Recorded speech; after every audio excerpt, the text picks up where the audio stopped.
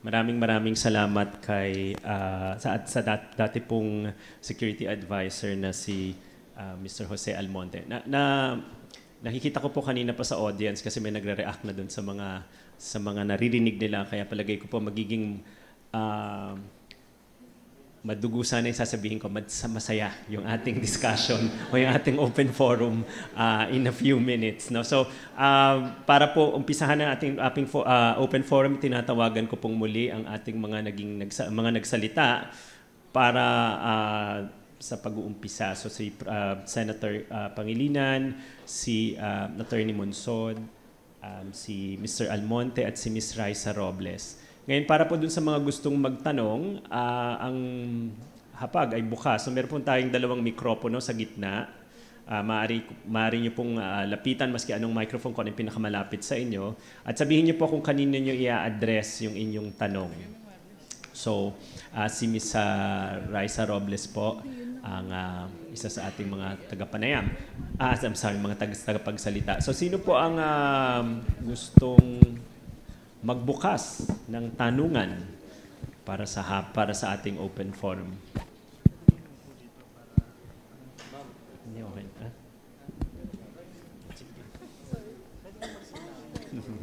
So sino ang wag matakot? Wala pang martial law ulit. Yata. Hindi rin ako sure. Pero so, sino ang gustong magbukas? Sino ang unang gustong magtanong? Hindi ako naniniwalang walang gustong magtanong. Kanina lang may nagre-react. Sige po, yung nandun po sa dulo. Yan po yung microphone sa gitna.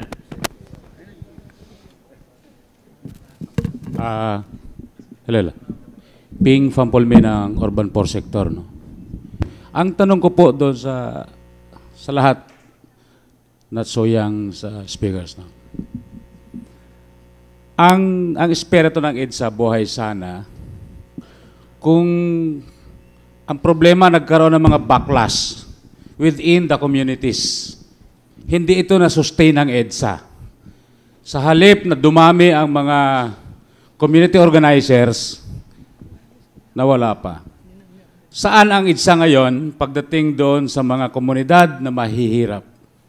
Yun lang po ang tanong. Nasaan ang EDSA? Sino po ang gustong unang sumagot?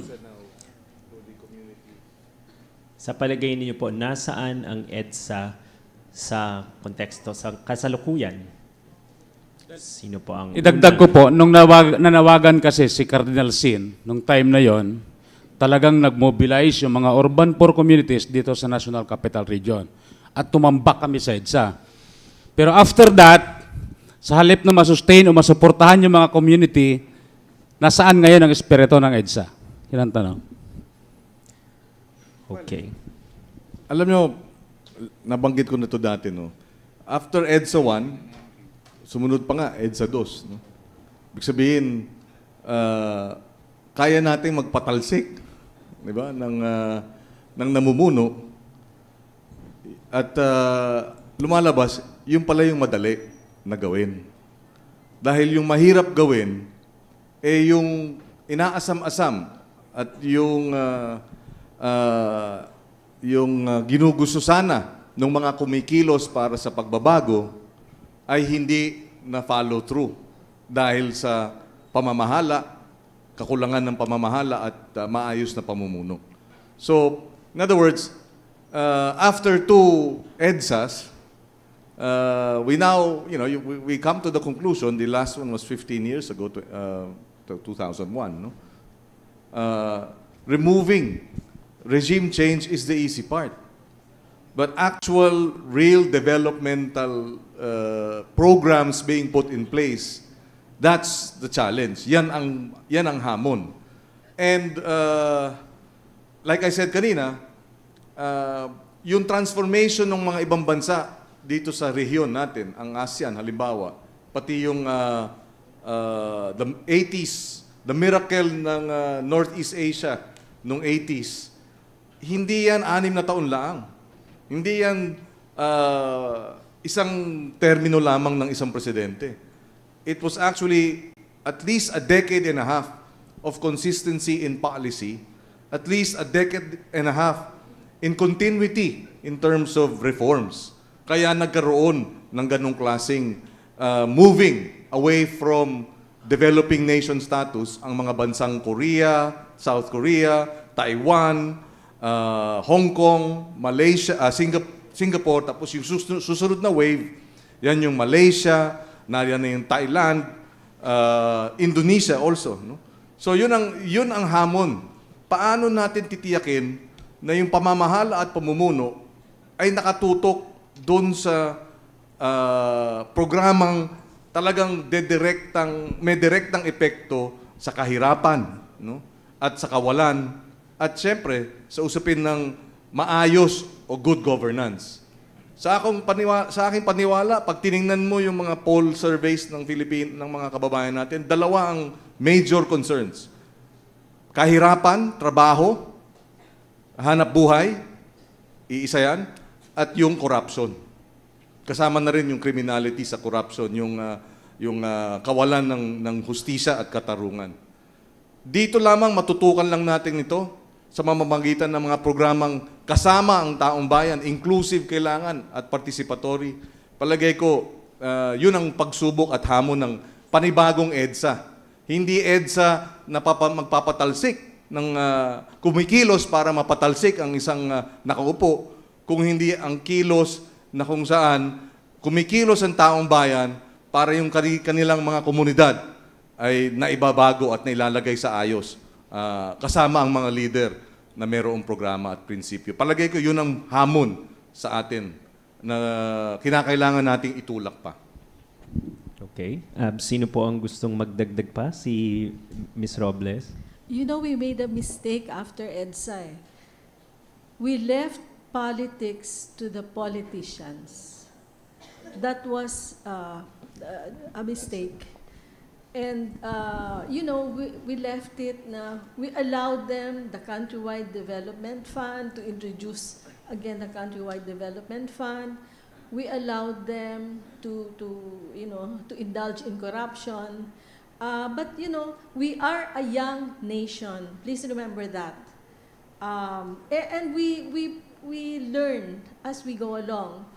In the Ramos administration, taught us how to plan ahead for the long term. I think that was one of the main contributions of the Ramos administration. Kasi we as a people, we really don't plan a lot.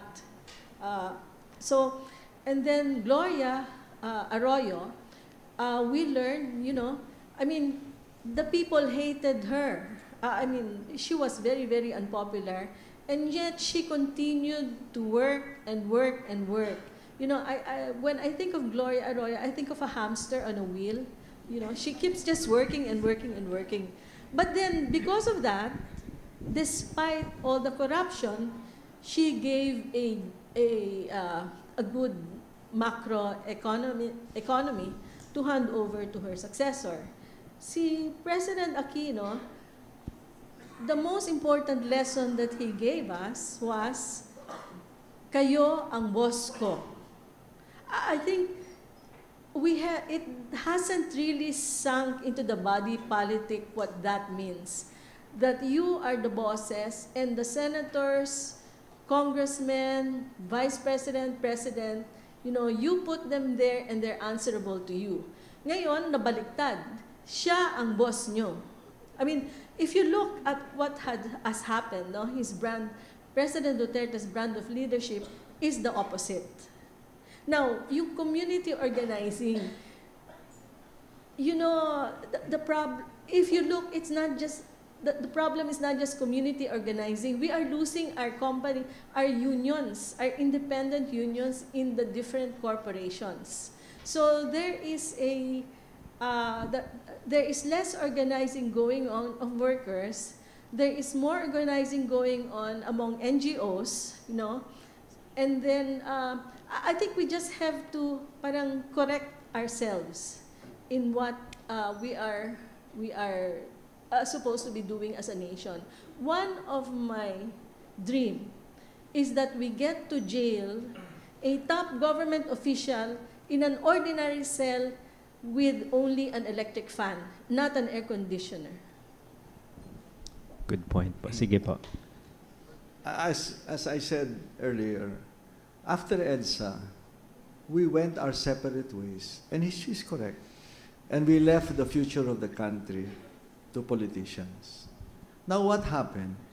If you look at our legislative books, we have all the so-called social reform programs.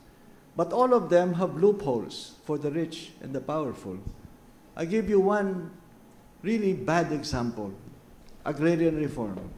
The constitutional provision says the just distribution of all agricultural lands.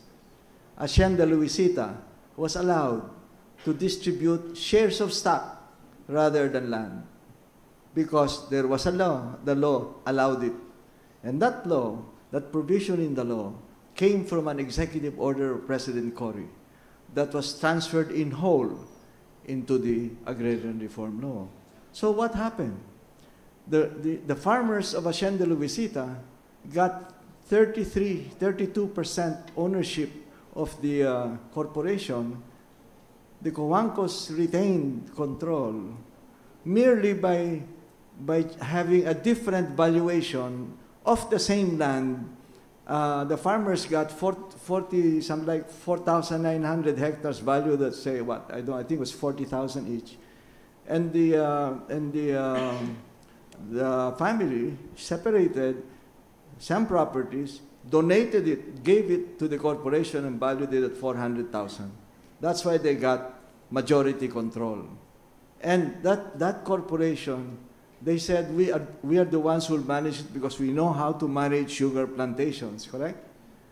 That corporation never made a profit, never, for 14 years. So, the farmers, you know what happened? Some were killed in Hacienda Luisita. The case went to the Supreme Court. And it lay there for 4 years. The first year of President Aquino, the Supreme Court called for an oral argument of that case. And President Aquino, and we were asking him we said, we don't need to argue the case in the Supreme Court because the President in his campaign promised to distribute the land. President Aquino said, well, it's already in the Supreme Court, let it be decided there. So we won that case by, I think, a 13-0 vote. And the farmers finally got their land. That's only one example. If you look at the banks, what do the farmers and the poor need? They need financing at the ground level. So the banking law said that 25% of the bank's lendings must be in agriculture and in agrarian reform. What is it now? The 15% for agriculture is there. Agrarian reform, the 10% of the 25, 1%. Right? Because the law allowed the banks to buy bonds and papers of the Republic rather than lend. Yes? So that's another loophole. All of them have loopholes. If you talk about housing for the poor in Metro Manila, the municipalities and cities can, in order to raise money, sell the land to the malls, right? So what happened to the farmer, for the poor? They have to move out of Metro Manila. There's no housing for them, even a staging kind of housing. If you want to read the policy issues, as I mentioned earlier, that part or most of our laggardness is due to poor policies, wrong policies, and weak institutions. Policies, read the book, How Asia Works, Joe Stadwell. Then you will see that they say that of all the countries in South Asia, ours is the poorest leadership because it was all about self-interest. The root of our problem is feudalism combined with corruption. We have to bring down that feudalism. But the small percentage of the population, 1 to 2%, who control politics and business, you know, they're called the, what is it? The iron law of oligarchy, right? The business and politicians. They have been lording it over our policies and institutions. They look good, but even the Supreme Court has its own shortcomings. There is a decision of the Supreme Court that says that even the rich are entitled to social justice.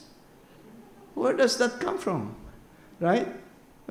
Even the rich are, you cannot imagine, that's an oxymoron. Right? Mining, now big controversies about mining. The mining law of 1995, that the mining companies say, oh, it's a good law. Follow that. That's the rule of law. Well, the law happens to be bad. And President Aquino issued Executive Order 89 that addresses two main problems in mining. One, the fiscal regime is onerous to the government. We own the minerals but get nothing for it. How can that be? Right? Second, as you economists know, externalities of mining are not included in the evaluation of mining projects. So they just tell us what the benefits are without the costs. That's the whole issue about mining. I can go on and on and on. The policies and institutions look good, but all have loopholes for the rich and the powerful. Now, what about organizing at the grassroots? You know, as I said, the Constitution provides that there should be consultations with people's organizations and NGOs. I work with NGOs, but I think that the NGOs should work for their obsolescence because we intermediate for the poor, but the poor should be given their own voice and not through NGOs. We should empower the people's organization and their own leaders to speak for themselves. During the administration of Pinoy Aquino, I hear from my friend that it seems to be a good one. No, it was not. He met with the farmers only twice in 6 years, and he met with the businessmen about 50 times. I can go on and on here, but I'll tell you what, our job is to help the poor empower themselves so that we have a new generation of leaders who know how it is to be poor. Thank you. All right. Mr. Almonte? Well, I'm happy I'm the last one, so I'll just be very short. My colleagues have already explained the question very well. May I just put the issue in context. Poverty is universal. There are poor everywhere. The most they do, even in highly developed countries, is really to establish a minimum. And I think in rich countries, the minimum is 5% or less. But there is zero, if I'm fully Christian, zero, there is no zero poverty anywhere in the world. There's none. Mass poverty, as long as it's below 10, they say there's no more mass poverty. Below 10. Well, I said 5%. But it does not mean that we should not really try to eradicate poverty. I think my colleagues here have already explained. I just want to add one point. And I think our government has recognized this very well. I've read in the papers, and I hope I am correct, Senator Kiko. Ang sabi nila is so much resources have been given to education. That's correct. And I think there is a program that every family will have a college graduate. Is that a law already? Tuition is being finalized. I see. So for me, that's why poverty, we have to address poverty even if we cannot lick it. It has to be done. As I said earlier, if you do not address these three basic problems, you will never succeed in addressing poverty. But it does not mean that since we have not put that in place, that we should not address poverty. We should, even if we know we cannot win over it, at least we alleviate the sufferings of those who are really suffering pain under scarce resource. Thank you very much. In the interest of time, I think we can only take one more question, and then we'll proceed with our last speaker. So AJ, I think, is the last person to ask. Okay, so thanks for the opportunity to ask the question. I'm AJ from the School of Economics. I used to be council mates with JP also when he was chair and I was vice chair. And we started off this forum, I think, with Chancellor Tan discussing the rise of irrational populism in the West, like Trump and Marie Le Pen. And even in the Philippines, you have Duterte, where I think it's a sign of the people making a response to an established elite democracy or an economic system. And they're willing to stomach, abhorrent rhetoric for change, quote unquote. And I think the fact that we elected Duterte, and even until now, despite the thousands of killings, his approval rating is 80% plus. It shows that people power isn't over, that it's still in progress. So I have a question for each of the speakers. First, for Senator Kiko. You've taken it upon yourself as the leader of the Liberal Party to head an opposition to this administration. But the perception to political parties in general, and even to the Liberal Party, is that it's still run by elites. And you can't have a change that is really genuine if the people still perceive that you're run by elites. So what are you doing, as Attorney Monsod said, to speak more to farmers and to fisher folk and to actual people rather than businessmen, to move away from elite democracy and towards principle programmatic democracy? So that's my question for you. For Attorney Monsod, my question is, you talked about federalism earlier, but I think one of the relevant changes we need to make to our constitution as well is something to abolish political dynasties. So how achievable do you think it is? Or how possible is it within the Duterte administration? Or what will it take to actually ban political dynasties through a law or through a constitutional revision? For your, Sir Almonte po, my question is, in the military, since a military perspective, how can you shift the military away from a personalistic loyalty-based or faction-based loyalty towards an overriding loyalty to the country? So, di ba, yung EDSA People Power was led because certain key players defected from Marcos. But how can we have loyalty within the military to the country? And for Ma'am Robles, my question is, when it comes to alternative facts, how do you think our role as active members of social media is, how do you think we can combat it? Because it seems like an overwhelmingly lopsided battle that it's hard to win against the likes of Mocha Uson and Sasasot. So, as a journalist, how do you respond to that kind of challenge? And how do we respond? So, yun po. Maraming salamat. Napaka-direct nung question. Akala ko tatanungin mo na rin ako. Kinabahan ako. For Sir Arsenis po. One question lang. One question for 4 answers.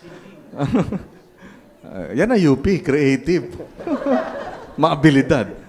Well, that's a very interesting question you posed, no? And I will answer you with, well, this is Exhibit A of what we're doing in the LP now. No, this is an LP I-lead sponsored activity. We believe that the LP, for it to redefine itself, must go back, to the sectors. We must be able to converse. We must be able to communicate. We must be able to discuss issues and reconnect with our stakeholders and our voters. Admittedly,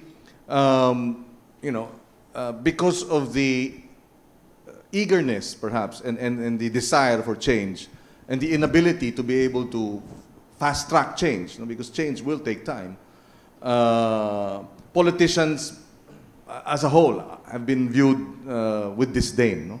Parang pare-pareho kayong lahat. Pare-pareho kayong nagnanakaw, pare-pareho kayong walang kwenta. Pare-pareho kayong hindi ginagamit lamang ang posisyon para sa sariling interes. So the party at this point is actually going through a process of redefining itself. And in the process of redefining itself, it has to reconnect with stakeholders. It has to reconnect with different sectors. So this is the first, I became president of the party last October. We have been going through a process of redefining the party's role and how we are to reassert the party's relevance in the current state of affairs. But we recognize that we will be only as effective as the number of voters and constituents that we are able to attract. We have to inspire, actually, the people to take a second look at political parties and perhaps see the Liberal Party, as we redefine ourselves, as one of the institutions that may precisely address the demands of a constituency and the voters. You know, in 2001, when we first started Tayo, this is the 10 Accomplished Youth Organizations, and I founded it because I realized that this was an opportunity for young people after EDSA DOS to bring people power to the next level, which is to reshape communities. I didn't expect that 100 organizations would be applying and participating in the search, which is to say, and today, after 15 years, over 400 organizations, young people wanting to do something in their respective communities, which tells me that it is not true that young people or our citizens are apathetic or indifferent. It's just that because of the so much information out there and a lot of different activities, they don't know where to start. So when we challenge young people, you provide us a project in your community, in your school, that has reshaped, your community and made a difference, whether it's in environmental protection, whether it's in education or health. Boom! They started participating. They started applying. They started doing their share. So this is the challenge, actually. I believe our people are truly looking for, how are we to move forward in the same way that Taiwan or Korea, South Korea, or Japan, or Hong Kong, or Malaysia, or Singapore has moved forward. Napapag-iwanan tayo, alam ng mga kababayan natin yan. They also want change. That's precisely why itong huling election, ganun ang agitation, dahil gusto nila ng pagbabago. So the challenge to the Liberal Party is to transform itself from the elite image and perception that it has gained, perhaps, and bring it into, and transform it into a genuine people's party. So that basically is what we're doing. And how do you do that? By reconnecting, by showing your vision. How do we move towards first world status? We will have several others. I was talking to Chancellor Mike Tan, and I said this should just be one of many that we are going to fora that we will undertake. We will discuss poverty. We will have a fora on poverty and development. We will have a fora on death penalty, among other issues, so that talagang we build, at least this is the plan, to redefine the Liberal Party, make it more inclusive, and hopefully present itself as one of the movers to be able to bring our nation to develop nation status in the next 10 to 15 years. Thank you, Senator Pangilinan. Attorney Mansod. Just three parts. Our constitutional provision already says that dynasties, there must be a law against dynasties. Let me explain why we say in the Constitution, as may be provided by law, instead of saying 4 degrees, 3 degrees, and 2 degrees. It's because at the time, we were convinced that we were on the road to transformation and that eventually we do not have to ban even political dynasties. And therefore, it is up to the legislation to say that at this time, we need to ban 4 degrees. Then later on, they'll say we only need to ban 2 degrees. That's not exactly what happened. Now, those who advocate federalism say, well, we can solve that, because what we will do is that when we pass our legislation to create a constituent assembly, we will say there that there must be a ban on political dynasties and so on and so forth in the new constitution, because their plan is really to totally overhaul the constitution. Well, there is a loophole in that, because once a constituent assembly is in place, it has plenary powers to do anything. They don't have to follow the dictum or the agreement or whatever it is, that there will be an anti-dynasty provision in the new constitution. So one of the suggestions is, if that's the case, why doesn't Congress pass now an anti-dynasty law and show us you're serious about it? They won't. because 70% of the membership of the House is dynasty-based. And as I said, whether it's Constituent Assembly or Constitutional Convention, those are two false choices, as long as the composition will be the same.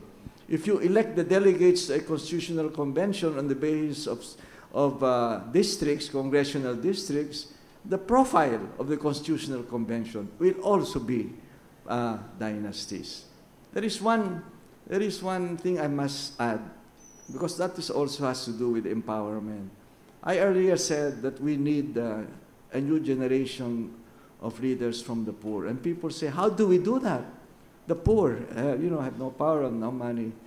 That's what we can do, those who are able to help them. I told the poor, when I'm in a forum with them, you start with the barangays. There are 42,000 barangays in this country, and you have the majority in every barangay. Start there. Take control of the barangays. And once you have controlled the barangays, or more than 50% of it, go for the municipalities. Control the municipalities, and so on, and the provinces. And that is what we should help the poor to do. So that eventually, we may be talking about 9 years or 12 years, we will have a new generation of leaders who are from the poor. Thank you. Salamat po. Si Mr. Almonte mo pala. I went to sleep. What was the question again, please? About the military loyalty, is that correct? Okay. Personalistic military, okay. Well, perspective. Our armed forces is unlike the armed forces of others. We were a victim of imperialism. So the army, the military of the imperialists are formed, oriented towards their own needs. Tayo, we were victims of imperialism, of colonization. So we defined the development of the military under that. And, because of that, we have Lapu-Lapu trying to fight Benito Magellan. Then we have the generation of Rizal, Bonifacio, etc. And then afterwards, you have the Second World War, and then the EDSA and other revolution. Am I correct? Now, the formation of the armed forces is defined by these historical events.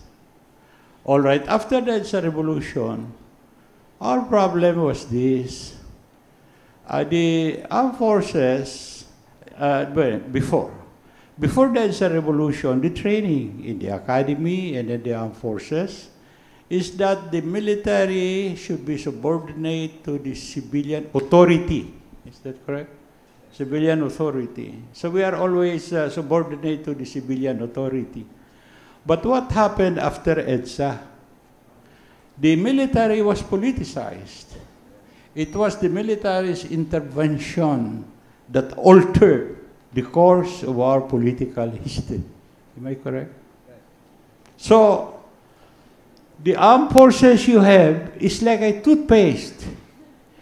When you bring out the cream from the tube, you cannot put it back, even how good you are. So that is the armed forces. So what can we do to ensure that the loyalty of the armed forces is the common good and not personalistic, as I was told? How? That is the challenge that we had after the EDSA revolution. And two things. By the way, thank you for asking the question. This was my main job, by the way, after the EDSA revolution, as chief of the civil military operation. Now, if I recall correctly, matagal na po ito. We did two things. One is to educate, indoctrinate. We don't call education, acculturize, indoctrinate the soldiers on moral things, And then the other one it explained to them the meaning of the political process of the political power, how it is acquired, how it is used. Now, on the first one, what we tried to do, as I said earlier, we tried to,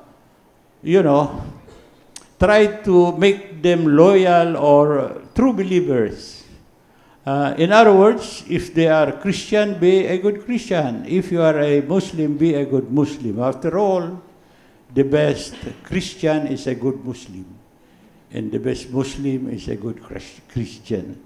So we educate them along these lines, etc. I no longer identify what are these values that we use to indoctrinate them insofar as the discharging their work, their job is concerned.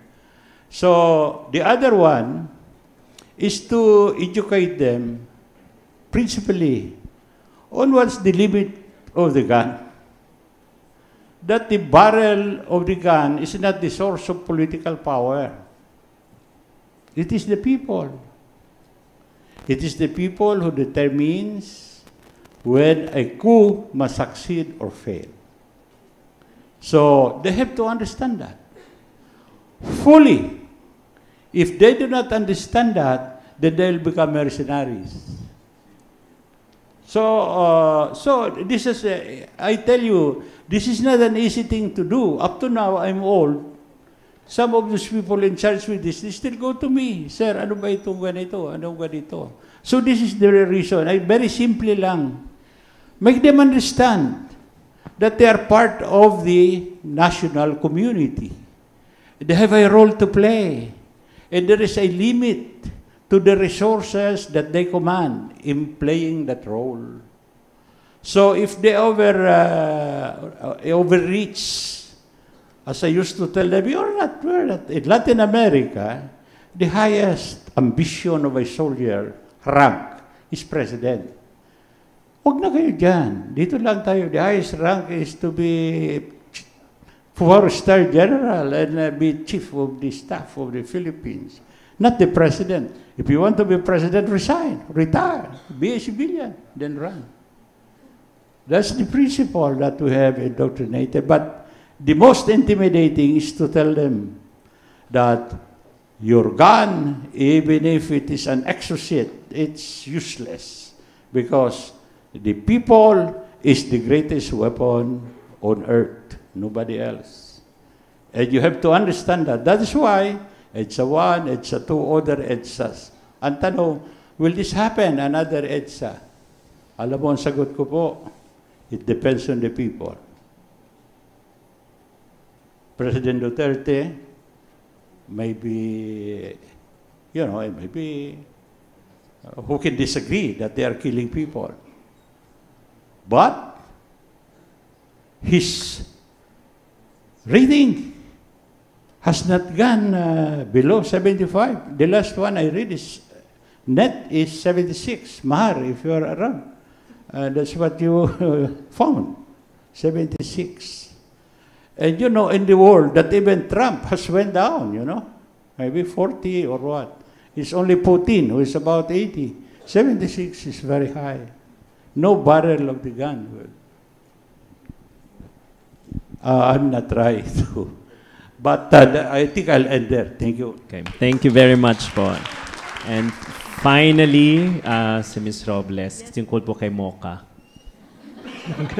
Okay, you asked me about how to deal, how do you deal with being in social media? Well, you have to deal with it almost every day. When I started, when I first became aware of Facebook and Twitter, I was quite happy because I thought that it would help the citizen, ordinary citizens, make their political views known because it actually flattens society. If a government official was on Facebook or Twitter, you could actually directly communicate with him. Little did I know that it would it could also be used for massive propaganda. You know, when I interviewed President Aquino just before the elections, I think 2015, yeah, I asked him if he was in social media. I asked him if he was on Facebook and Twitter, and then he said, "What's that?" You know. So I told him there were 25 million Filipinos, and he didn't seem impressed. So that was, I think, the fatal mistake of the Liberal Party, because they were not on social media. But as ordinary citizens, you know, how do you deal with people who directly attack you?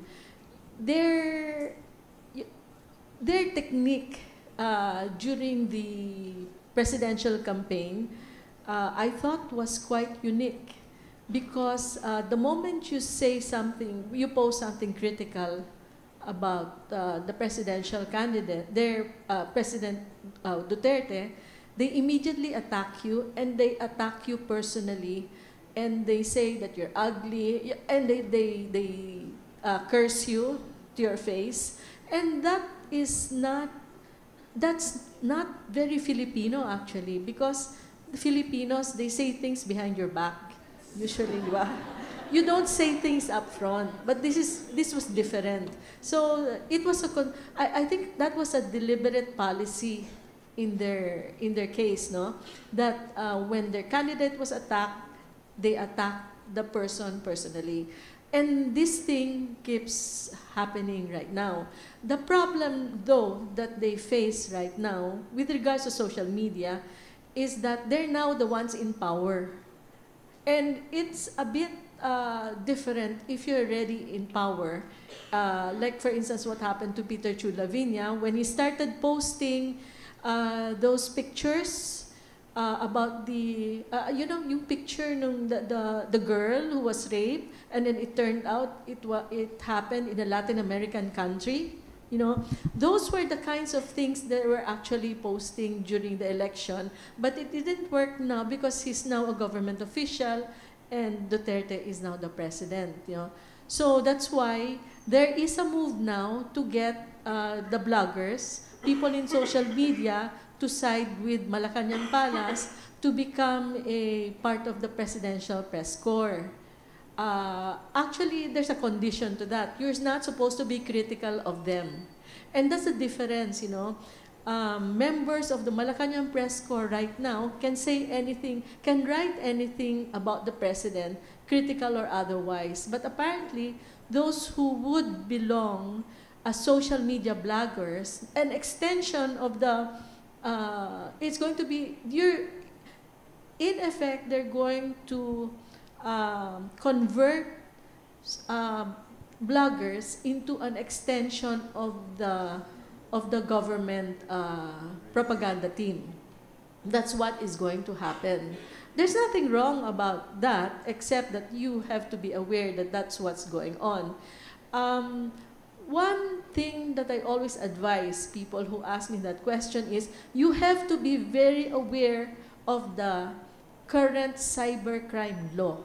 You have to read it. You have to know when you could be sued for libel. And libel is a very real thing. There are actually certain personalities who have already been sued for libel and have lost the libel suits. No, I think yung Vicky Bello sued a lawyer, and Vicky Bello won that libel suit. No, you have to be very, very aware of that. Second, you have to, you know, distance yourself sometimes from social media. Give yourself a break.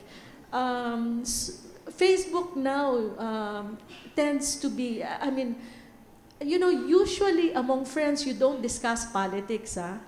I mean, but then Facebook in the Philippines has become a venue for discussing political views. No, my policy personally is that if somebody posts a half-truth or an untruth, I always counterpose. Father Rani Aquino of San Beda always has asked me, why do you do that? Why do you, why not just ignore them? And I told Father Rani, the problem is that if you ignore them, then other people might think that it's true. And I told Father Rani na, I do it because I want to give other people the courage to do it too.